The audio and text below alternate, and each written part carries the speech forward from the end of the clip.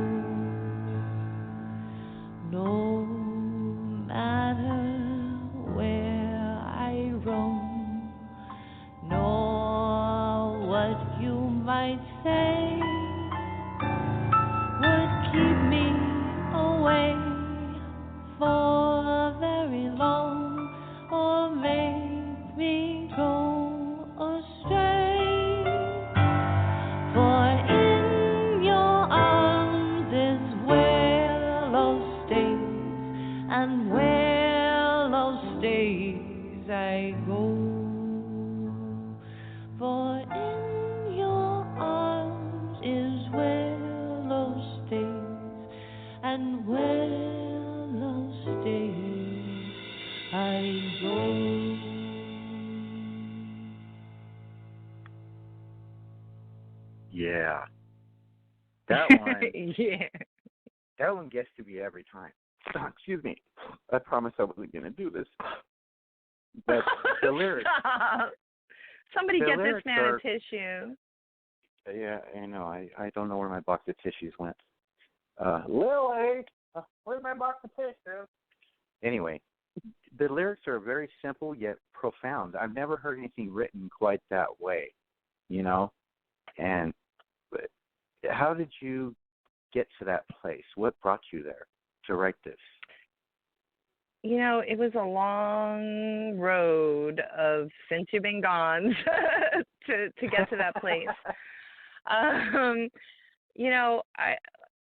mean, just to backtrack a little bit back to, when I started writing music and why I started writing music, I felt a lot of pain from the loss. I lost my boyfriend to drug addiction, and it was a really difficult processing time for me. And I mean, it took a long time to get over. And I kind of went through a lot. I mean, just to be straightforward about it, I went through a lot of men. I would appreciate that. Yeah.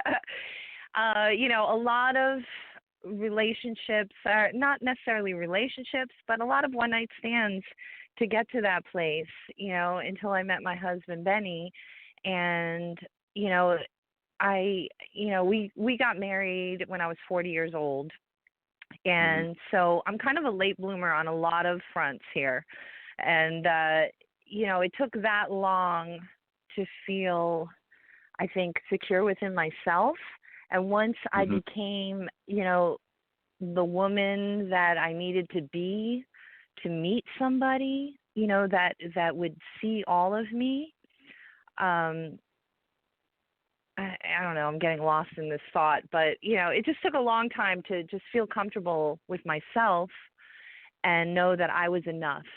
And once I did that, that's when I met Benny, and you know, he saw everything in me and thought everything about me was wonderful. And that, I mean, I say that to a lot of my girlfriends, it's really about, it's not about them, it's about you. It's like once, and I say this to any man or woman, once you find who you are and recognize that you're enough, that's when, somebody else is going to see that. And once Mhm. I met Benny, it just, you know, I mean, yeah, there's still struggles and everything in every relationship, but I never felt more loved by anyone Well, than I did when I met him.